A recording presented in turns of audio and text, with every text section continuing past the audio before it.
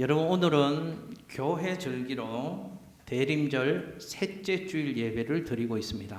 성탄일로부터 그 앞에 4주간의 기간을 교회 절기로 대림절, 대강절 이렇게 우리는 부르고 있는 신앙의 계절을 지나고 있습니다. 기다릴 대 한자를 쓰고 임할 림, 내릴 강 써서 임하심을 기다린다, 내려오심을 기다린다, 그런 의미로 대림절, 대강절이라고 부르는 신앙의 절기입니다. 이 절기에는 이런 일들을 하는 것이죠.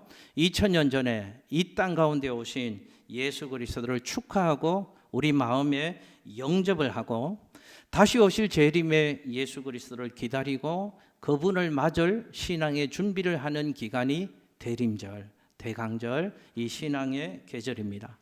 여러분, 대림절은 4세기 이후에 정식으로 교회들에서 지켜진 것으로 알려지고 있습니다. 대림절 기간 하면 여러분 머리에 뭐가 떠오르십니까? 대림절 하면 초가 떠오르실 겁니다. 대림절 기간에는 전통이 하나 있는데 대림절 한 주 한 주를 지날 때마다 촛불을 밝히는 전통이 있습니다. 그 의미가 있습니다. 여러분, 첫째 주일에 촛불을 밝히는 의미는 기다림과 소망의 촛불을 밝히는 것입니다. 두 번째 주일에 두 번째 촛불을 밝힙니다. 두 번째 촛불은 회개의 촛불을 밝히는 것입니다. 세 번째 촛불, 이번 주일에 촛불을 하나 밝히는데 그 세 번째 주일의 촛불의 의미는 사랑과 나눔의 촛불입니다. 네 번째 촛불을 밝히는 그 촛불의 의미는 만남과 화해의 촛불입니다. 여러분, 그 촛불이 의미하는 것은 예수 그리스도를 상징하는 것입니다. 그리고 촛불을 밝히는 의미는 예수님이 세상의 빛이시다라는 의미로 촛불 하나씩 하나씩 밝히는 것입니다. 촛불을 한 주 한 주 지날 때마다 하나씩 촛불을 밝힘으로써 빛이신 예수 그리스도께서 우리의 주님으로 우리에게 더 가까이 다가오신다 하는 것을 촛불을 밝히면서 표시하는 것입니다. 대림절 기간의 성도들은 하나님 앞에서 우리의 신앙을 잘 점검해 봐는 영적 시간으로 삼고 있습니다. 특히 예수 그리스도가 하늘 영광 하늘 보좌 버리고 인간의 모습을 입고 그리고 가장 낮은 말구유에 예수님이 오셨음을 기억하고 우리도 이 계절에 사회적인 약자들을 생각하는 신앙의 계절로 보냅니다. 고통받는 사람들, 어려운 이웃들을 생각하고 그들을 돌아보고 섬기고 나누는 일들을 대림절 기간 동안에 하는 것이죠. 그래서 저희 교회도 그런 절기의 의미를 따라서 해피박스 운동을 하는 것입니다. 그리고 연말에 김장 나눔을 하는 것입니다. 오늘 세 번째 주일, 대림절 셋째 주일이 사랑과 나눔의 촛불을 밝히는데 저희 교회는 해피박스 우리 성도님들이 마음 모아 주신 것으로 다음 주간에 성탄 예배를 드리고 나서 지역주민센터를 통하여서 이 지역 주민들에게 하나님의 사랑을 작지만 따뜻한 겨울을 보낼 수 있도록 전달할 예정입니다. 여러분, 부활절을 뜻깊고 의미 있게 보내려면 사순절을 잘 지키는 것이 중요합니다. 사순절을 잘 절제하며 지키는 사람이 부활절을 의미 있고 뜻깊게 맞이할 수 있는 것이죠. 마찬가지로 성탄절이 여러분 생애 최고의 기쁨과 감격의 성탄절이 되게 하시려면 대림절 이 기간을 잘 보내셔야 합니다. 대림절 기간을 차분하게 경건하게 의미 있게 보내실 때 성탄의 날을 기쁨과 감격으로 맞이할 수 있는 것입니다. 우리 성도님들 축복해 드리고 싶습니다. 그저 세상 사람들을 쫓아서 연말의 분위기를 따라서 들떠있는 기분으로만 이 12월을 보내지 마시고 대림절 기간이라는 것을 기억하고 차분하고 의미 있고 경건하게 신앙의 계절을 잘 보내시는 우리 모든 성도님들 될 수 있으시기를 예수님 이름으로 축복합니다. 여러분, 온 지구촌이 크리스마스 이쯤 되면 들떠 있습니다. 그런데 세상이 아는지 모르겠습니다. 성탄이 기쁨이고 감격이고 들떠 있는 이유는 성탄의 주인공 때문에 그런 것이죠. 그분이 오셨기 때문에 그렇습니다. 여러분, 성탄의 주인이 누구십니까? 성탄의 주인은 예수님이십니다. 성탄 크리스마스의 주인이신 예수님, 그분이 누구신가 하는 것을 좀 묵상해 보는 것은 그런 의미에서 대림절 기간에 참 소중하고 의미 있는 일일 것입니다. 오늘과 다음 주일, 대림절 셋째 주일과 넷째 주일 이 두 주간의 기간을 통해서 우리 다시 한번 묵상해 보려고 합니다. 저는 대림절 기간에 예수님이 누구신가, 성탄의 의미 이런 것들을 곱씹어 보고 있습니다. 오늘 그리고 다음 주일 예수님이 누구신가를 다시 한번 생각하면서 12월 성탄의 달을 의미 있고 복되게 보내실 수 있었으면 좋겠습니다. 여러분, 오늘 이사야 9장의 본문 말씀을 함께 나누고 있습니다.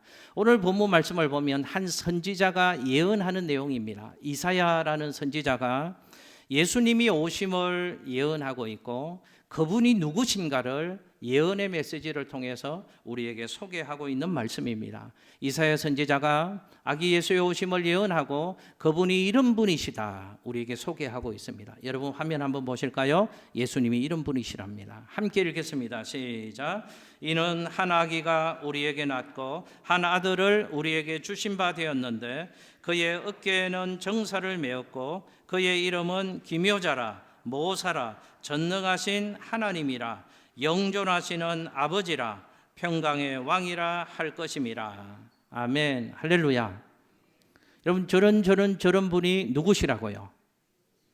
예수님이 저런 분이라고 이사야 선지자는 우리에게 소개를 하고 있습니다. 자, 오늘 두 가지를 좀 살펴보려고 합니다. 여러분, 우리가 믿는 예수 그리스도, 온 지구촌이 예수님 그분 때문에 들떠 있는 이 신앙의 계절에 예수님이 누구신가 다시 한번 묵상해 보겠습니다. 첫 번째는 예수님은 그 어깨에 정사를 메신 분이시다 라고 이사야는 예수님을 소개하고 있습니다. 한번 따라서 해보실까요? 시작. 예수님은 어깨에 정사를 메신 분. 잘 보십시오. 예수님이 그 어깨에 정사를 메신 분이시다 라고 이사야 선지자는 아기 예수가 오실 것이고 그 예수는 이런 분이시다 라고 소개를 하고 있습니다. 어깨에 정사를 메신다, 저 말은 이런 뜻입니다. 온 천하 만물을 통치할 수 있는 권세를 가지신 분.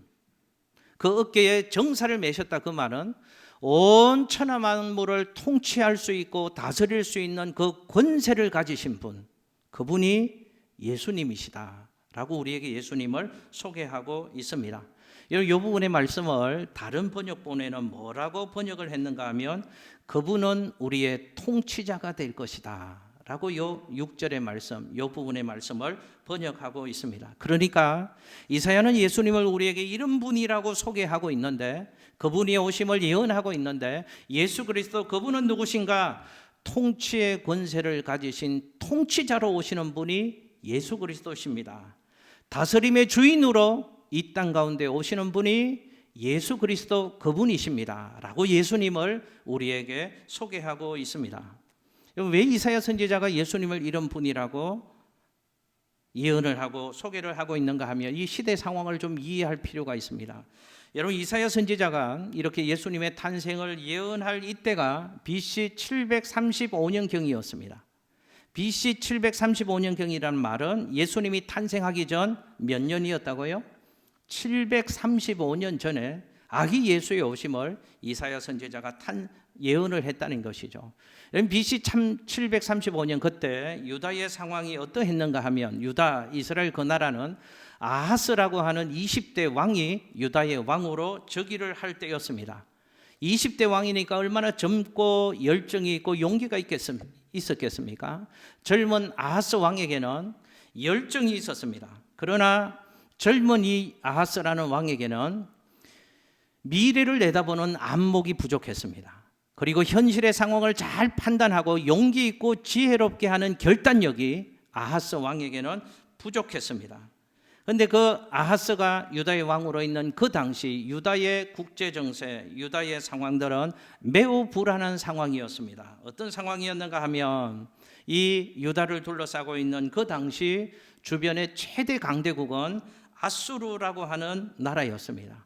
그 당시 아수르의 왕은 디글랏 빌레셋이라는 왕이 아수르의 왕이었는데 이 왕은 정치적인 야망이 매우 큰 왕이었습니다. 그래서 안 그래도 유다를 둘러싼 주변 나라들 중에서 최대 강대국이었는데 이 왕에게 야심이 하나 있었습니다. 천하를 통일해야 되겠다. 하는 야심이 이 아수르 왕에게 있었습니다. 그러니까 주변의 약소 국가들은 이 아수르 강대국을 두려워하게 되었습니다. 그래서 주변에 있는 약소국들은 살아남기 위해서 자신들끼리 연합군을 결성했습니다. 강대국에 맞서기 위해서는 작은 나라들이 연합하는 것이죠. 그래서 주변의 약소국가들은 연합군을 형성했던 것입니다. 여러분 잘 보십시오. 지금 유다 이 나라를 둘러싸고 있는 상황들을 한번 생각해 보십시오. 지금 강대국 아수르라는 이 나라는 막강한 힘을 바탕으로 해서 유다를 비롯한 주변 나라들을 호령하고 있습니다. 그 강대국 아수르에 맞서서 주변의 약소국가들은 연합군을 결성한 상황이었습니다. 자, 강대국 아수르가 있습니다. 주변의 연합군들은 연합군을 결성했습니다. 문제는 이 젊은 왕 아하스가 왕으로 다스리고 있는 유다라는 나라가 문제였습니다. 유다는 작은 나라였고 힘이 없는 나라였습니다. 그러니까 주변에 있는 연합군들, 작은 나라들이 우리 같이 연합군을 결성하자라고 제안을 해옵니다.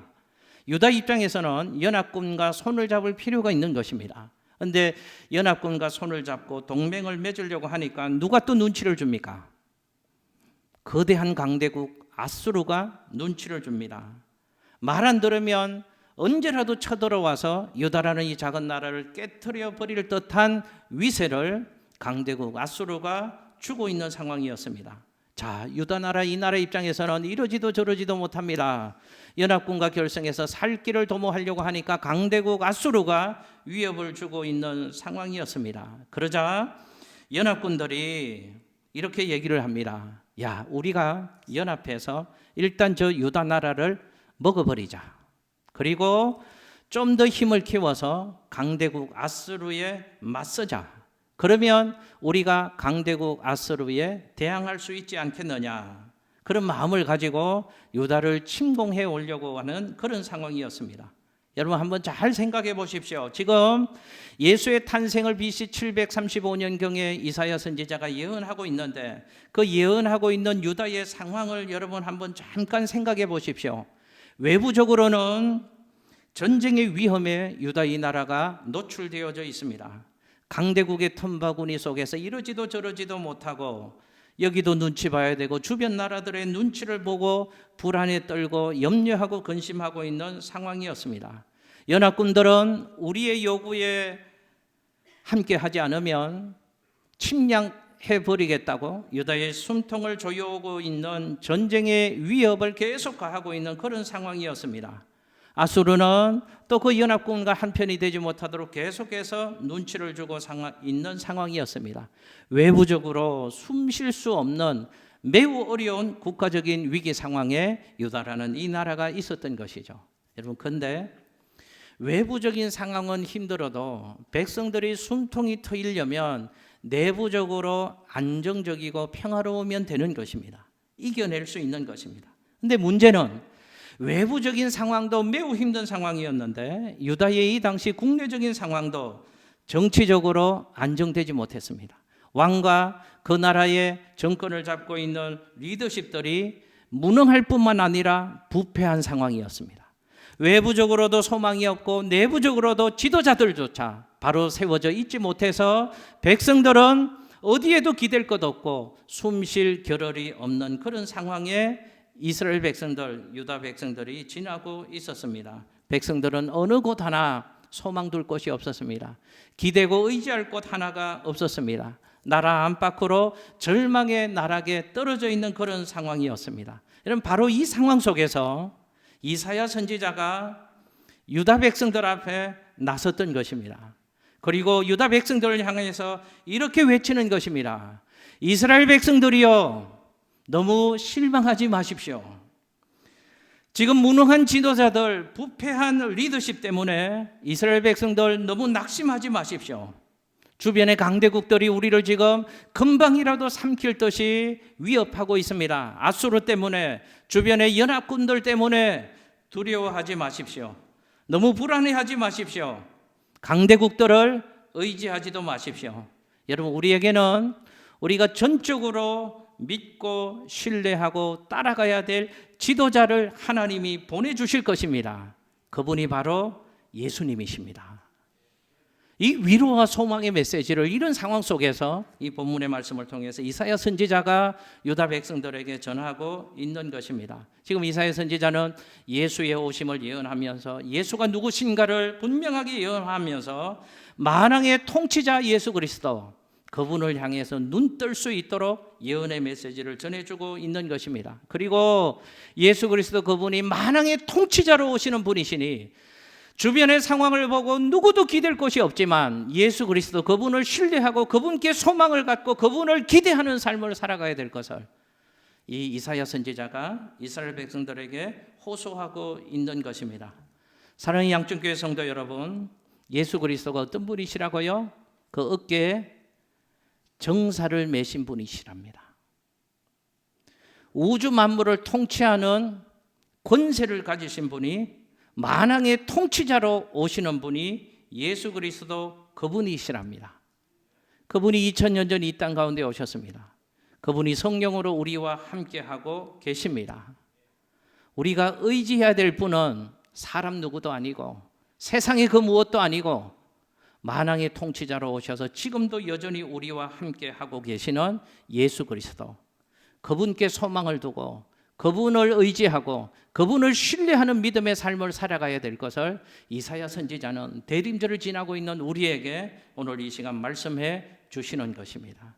여러분, 우리 인생을 만왕의 통치자 되신 예수 그리스도 그분이 다스려 주셔야 될 줄로 믿습니다. 우리의 자녀들도 만왕의 통치자 되신 예수 그리스도 그분이 다스려 주셔야 합니다. 지금 2부 예배 때 저희 아들이 있는지 모르겠습니다. 군대 갔다 온 아들이. 애들 키워보니까요, 마음대로 안 되잖아요. 우리 권사님들 그러시죠? 많이들 끄떡끄떡 하시네요. 그러시죠? 마음대로 안 됩니다. 아무리 잔소리해도 듣지도 않고 들리지도 않는 때가 있는 것 같아요. 나중에는 깨닫지만 그들을 예수님이 다스려 주셔야 합니다. 그들의 마음과 생각과 인생과 가정을 예수님이 다스려 주셔야 합니다. 우리 교회도 예수님이 다스려 주셔야 합니다. 이 나라 이 민족도 왕이 다스리는 거 아니고 위정자들이 다스리는 거 아니고 만왕의 통치자 되신 예수 그리스도 그분께서 우리의 조국을 다스려 주셔야 할 줄로 믿습니다. 왜냐하면 그분은 어깨에 정사를 매신 분이시기 때문에 그분의 다스림을 받아야 합니다. 여러분, 제가 한번 여쭤볼게요. 예수 그리스도 그분이 그 어깨에 정사를 매신 분이시라면, 예수 그리스도 그분이 만왕의 통치자가 되시는 분이시라면 우리는 어떻게 살아야 할까요? 우리의 전 삶을 하나님의 통치하심을 구하는 삶을 살아야 할 줄로 믿습니다. 통치자 되신 예수 그리스도 그분을 인정해야 됩니다. 그리고 우리 삶의 통치를 그분께 구해야 합니다. 그러면 우리 삶의 만왕의 통치자 되신 예수 그리스도의 통치하심이 이루어질 것입니다. 기억하십시오. 제가 한번 여쭤보겠습니다. 예수 그리스도가 누구시라고요 하면 여러분이 답을 말해 주시면 되겠습니다. 답이 뭐라고요? 그렇게 하시면 되겠습니다. 예수님이 누구시라고요? 할렐루야. 그분이 예수님이십니다. 여러분, 또 이사야 선지자가 또 하나를 말씀합니다. 한번 저 따라서 해보실게요. 예수님은 기묘자라 모사라. 예수님이 누구시라고요? 기묘자다 모사다. 예수님은 기묘하신 분이시다. 예수님은 모사라라고 성경은 예수님을 소개하고 있습니다. 기묘한 분이라는 것입니다. 예수님은 기묘하신 분이시다. 영어로 하면 뭘까요? 이 단어가 원더풀이라는 뜻입니다. 예수님은 어떤 분이시라고요? 원더풀한 분이시랍니다. 놀라우신 분이시고 경이로우신 분이시랍니다. 그래서 이 영어 성경에는 예수님을 원더풀한 분이시다. 여러분, 제가 원더풀의 뜻을 말씀드립니다. 놀랍다, 경이롭다 이런 뜻입니다. 예수님이 원더풀한 분이시랍니다. 그 성경의 원어의 의미를 잘 살려서 예수님은 원더풀한 분이십니다. 영어로 한번 해보실게요. 원더풀이 놀랍고 경이롭다는 뜻인데 한 개도 안 놀랍고 한 개도 안 경이로운 표정으로 원더풀한 분이시면 이러면 안 된다는 것을 제가 강조해서 힘차게 외치고 있는 것입니다. 예수님이 어떤 분이시라고요? 이영희 권사님이 제일 잘하시네. 예수님은 원더풀한 분이십니다. 놀라운 분이시고 경이로운 일들을 우리 인생 가운데 행하시는 분이 예수 그리스도, 기묘자다 하는 뜻입니다. 또 하나 예수님은 모사다, 이 말은 카운셀러, 위로자, 상담자 이런 뜻입니다. 그러니까 잘 보십시오. 예수님은 기묘자, 원더풀한 분이시고 모사라, 카운셀러, 상담자, 위로자가 되신다, 이 말은 이런 뜻입니다. 예수님은 놀랍고 경이로운 지혜와 능력을 가지시고 우리 인생의 카운셀러가 되어주시는 분, 우리 인생을 위로해 주시는 분, 우리 인생을 지도해 주시는 분, 상담해 주시는 분, 그분이 바로 예수 그리스도시다 라는 말씀을 우리에게 주고 있습니다. 여러분 한번 생각해 보십시오. 예수님의 삶 자체가 원더풀 라이프입니다. 예수님의 삶 자체가 경이로운 삶을 예수님은 이 땅 가운데 사셨습니다. 먼저 예수님의 탄생 자체가 원더풀입니다. 경이로운 탄생입니다. 여러분, 저와 여러분 이 자리에 계신 모든 분들은 남자와 여자의 관계를 통해서 자연적 생육법으로 탄생하신 분들입니다. 그런데 예수님의 탄생 과정을 성경이 말씀하고 있는데 우리들처럼 그런 과정을 통해서 탄생하신 분이 아니십니다. 예수님은 오직 성령으로 말미암아 잉태되셨다. 원더풀 사건이잖아요. 어떻게 그게 가능한 일입니까? 예수님은 원더풀한 분이십니다. 탄생의 과정이 그렇습니다. 예수님의 삶을 한번 보십시오. 예수님이 우리와 똑같지만 똑같지 않은 삶을 사셨습니다. 우리와 똑같은 것은 우리와 똑같이 육신을 가지시고 똑같이 호흡하시며 하나님이 허락하신 삶을 사셨습니다. 그러나 그분은 우리와 다른 삶을 사셨습니다. 우리가 도저히 행할 수 없는 기이한 일들을 예수님이 이 땅 가운데 사시면서 행하셨습니다. 예수님은 눈먼 자의 눈을 뜨게 하신 분이십니다. 할렐루야. 예수님은 각종 질병과 더러운 귀신을 명하여서 쫓아내시고 질병과 더러운 귀신으로부터 한 인생을 자유케 하시는 놀라운 일들을 행하신 기이한 분이 예수 그리스도 그분이신 줄로 믿습니다. 예수님은 죽은 자를 살리신 분이시고요. 예수님은 떡 5개와 물고기로 5천 명이 넘는 사람들을 먹고 남기신 기적을 행하신 분, 경이로우신 분, 원더풀맨, 놀라운 일들을 행하시는 분이 예수 그리스도 그분이신 줄로 믿습니다. 예수님은 그 놀랍고 풍성한 지혜를 가지시고 예수를 만나는 사람들의 인생을 고쳐주시고 새롭게 바꿔 놓으셨습니다. 예수를 만나기 전에 내가 무엇하며 살아야 될지, 어떤 일을 향하여 내 인생을 총동원해야 될지 갈 길을 몰라 하고 내 인생의 의미와 목표를 찾지 못하는 사람들도 예수님의 그 풍성하고 놀라운 지혜의 성품에 부딪히는 사람들마다 갈 길을 알게 되어집니다. 꿈을 가지게 되어집니다. 주님 기뻐하시고 원하시는 한평생의 삶을 그리스도 예수 안에서 아름답게 사는 인생으로, 전혀 다른 차원의 인생으로 변화되어진 것을 우리는 성경을 통해서 볼 수 있습니다. 예수님은 그 놀랍고 풍성한 지혜를 가지시고 이 땅 가운데 오셔서 사람들을 위로하시고 사람들을 상담해 주시고 사람들을 도와주신 분, 그분이 예수 그리스도십니다. 여러분, 예수님이 이 땅 가운데 계시다가 제자들 곁을 떠나실 때 제자들의 마음이 불안했습니다. 염려가 되었습니다. 슬펐습니다. 예수님이 함께 계실 때는 예수님이 그 놀랍고 풍성한 지혜로 제자들의 카운셀러가 되어주시고 제자들을 위로해 주시고 제자들을 도와주시는데, 그 예수님이 십자가에서 죽으시고 부활하셨다가 다시 성천하신다고 말씀을 하시니까 제자들의 마음이 염려가 되고 불안했습니다. 그때 불안해하는 제자들에게 주님이 우리들에게 남겨주신 유명한 약속의 말씀이 있습니다. 화면에 요한복음 14장 16절 말씀을 같이 한번 읽겠습니다. 시작. 내가 아버지께 구하겠으니 그가 또 다른 보혜사를 너희에게 주사 영원토록 너희와 함께 있게 하리니. 아멘. 할렐루야. 떠나가시는 예수님이 약속해 주셨습니다. 예수 그리스도께서 보혜사로 영원토록 우리와 함께 있어 주시겠다고 약속을 해 주셨습니다.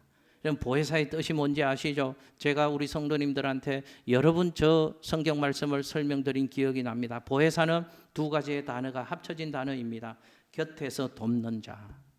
누가요? 예수님이 곁에서 돕는답니다. 언제까지요? 영원토록 우리와 함께 있겠다고 약속해 주시는 것입니다. 여러분, 영원토록 우리 곁에서 우리와 함께 해주시면서 우리를 그 놀랍고 풍성한 지혜로 우리를 상담해 주시고 우리를 위로해 주시고 우리를 도와주시는 예수 그리스도, 그분이 우리와 함께 계시다면 우리는 험한 세상, 예수 없는 사람처럼 낙심하고 근심하고 두려워할 필요가 없다는 것이죠. 여러분 기억하십시오. 아무리 험한 인생길을 걸어가더라도 우리 인생에 놀랍고 풍성한 지혜로 우리 인생을 카운슬해 주시고 우리의 위로자가 되어 주시고 우리의 상담자가 되어 주시는 예수 그리스도가 성령으로 지금도 우리와 함께하고 있는 줄로 믿으시기를 예수님 이름으로 축복합니다. 예수님이 계십니다. 그래서 예수 없는 사람처럼 살지 말아야죠. 지금도 내 곁에서 숨결보다 더 가까이에서, 저는 그 표현을 좋아합니다. 예수님이 성령으로 지금도 나와 함께 하심을 저는 확실히 믿는데 제 숨결보다 더 가까이에서 여전히 나와 함께 하시며 그 원더풀하고 놀랍고 경이로운 지혜와 능력으로 우리를 카운슬러 해주시는 예수 그리스도, 우리를 위로해 주시는 예수 그리스도, 우리를 도와주시는 예수님이 지금도 성령으로 저와 여러분 인생 가운데 함께하고 계심을 믿으시기를 예수님 이름으로 축복합니다. 그 예수님 기억하며 사십시오. 그 예수님 부르며 사십시오. 도움을 구하며 사십시오. 그 예수님의 도움 받고 위로받고 인도함 받고 험한 세상 믿음으로 승리하는 우리 모두가 되시기를 예수님 이름으로 축복합니다. 말씀 정리합니다. 여러분, 우리 인생을 살다 보면 참 힘들고 답답할 때가 있습니다. 왜 그럴까요? 우리는 피조물이기 때문에, 우리 모두에게는 연약함과 한계가 존재하기 때문에 그렇습니다. 도대체 뭘 어떻게 해야 될지 아무리 생각해봐도 길이 보이지 않고 해답이 찾아지지 않고 알 수 없는 사면초가의 형편에 우리가 갇혀 있을 때가 있습니다. 혼자서는 도저히 풀 수 없는 인생의 숙제 앞에 우리 인생이 서 있을 때가 있습니다. 그때 우리는 이것밖에 할 것이 없습니다. 혼자 우는 것, 혼자 슬퍼하는 것, 혼자 아파하는 것, 혼자 괴로워할 것밖에 없는 그 인생의 과정이 저와 여러분에게 있습니다. 그때 기억하십시오. 놀랍고 풍성한 지혜로 우리와 함께 하시는 내 인생의 카운셀러 예수 그리스도가 계시다. 예수님의 위로하심이 있다. 예수님의 격려하심이 있다. 그 예수가 내 숨결보다 더 가까이에서 지금도 나와 함께 하시며 내가 그분을 부르면 내게 언제라도 함께 해주시며 내 문제를 도와주시고 해결해 주실 예수 그리스도, 그분이 성령으로 지금도 나와 함께 하고 계심을 확신하고 그분을 부르시고 그분을 힘입어 살아가시는 사랑하는 양천교회 성도님들 다 되시기를 예수님 이름으로 축복합니다. 예수님이 필요하지 않은 인생은 없습니다. 우리 모두에게 예수님이 필요합니다. 그래서 예수님이 이 땅 가운데 우리에게 찾아오시는 것입니다. 축복합니다. 예수 그리스도와 더불어 살아가시는 지혜로운 인생의 경영자들 우리 모두가 되시기를 예수님 이름으로 축복합니다. 기도하겠습니다.